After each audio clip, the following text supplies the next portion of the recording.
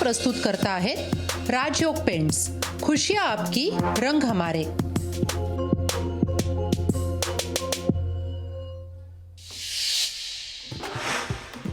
वेगानं सर्वेक्षण पूर्ण केल्यानं मुख्यमंत्र्यांनी पत्रकार परिषदेतून मानले आयोगाचे आभार। तर अहवाल मंत्रिमंडळ बैठकीसमोर ठेवणार। 20 फेब्रुवारीला विशेष अधिवेशनामध्ये अहवालावर चर्चा होणार असल्याची मुख्यमंत्र्यांची माहिती।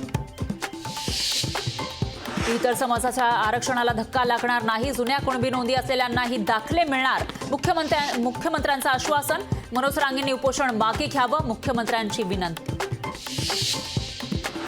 लोणावळ्यात काँग्रेसच्या सर्व आजी माजी आमदारांची बैठकीला 7 आमदारांची दांडी।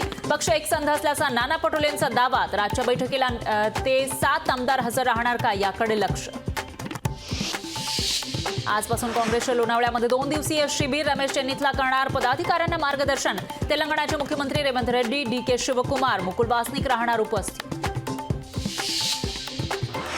भाजप नेते सुधीर पाटील यांचा धाराशिव लोकसभेवर दावा। भाजपसह अजित पवार गट, शिंदे गटाचाही धाराशिव लोकसभेवर यापूर्वीच दावा। पक्षश्रेष्ठींकडे मागणी केली आहे। खरा दावेदार मीच, सुधीर पाटलांची प्रतिक्रिया। आज कोल्हापुरात शिवसेनेचे राष्ट्रीय अधिवेशन। मुख्यमंत्री शिंदेंसह शिवसेनेचे आमदार, खासदार आणि जिल्हाप्रमुख राहणार उपस्थित।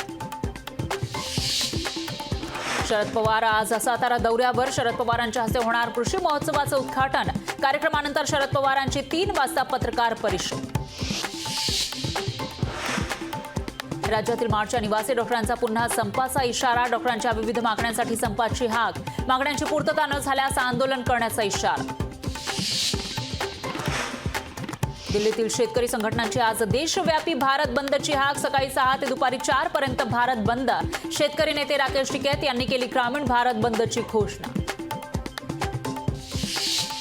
हरियाणाच्या 7 जिल्ह्यांमधील मोबाईल इंटरनेट सेवा बंद। शेतकरी आंदोलनाच्या पार्श्वभूमीवर हरियाणा सरकारचा निर्णय। 17 फेब्रुवारीपर्यंत इंटरनेट सेवा बंद। शेतकरी नेते रविकांत तुपकर यांच्या जामीन अर्जावर आज सुनावणी। सकाळी 11 वाजता होणार सुनावणीला सुरुवात।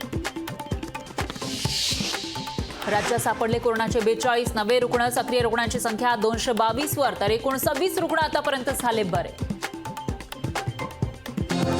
टॉप हेडलाइन्सचे प्रस्तुत करता आहेत राजयोग पेंट्स, खुशियाँ आपकी।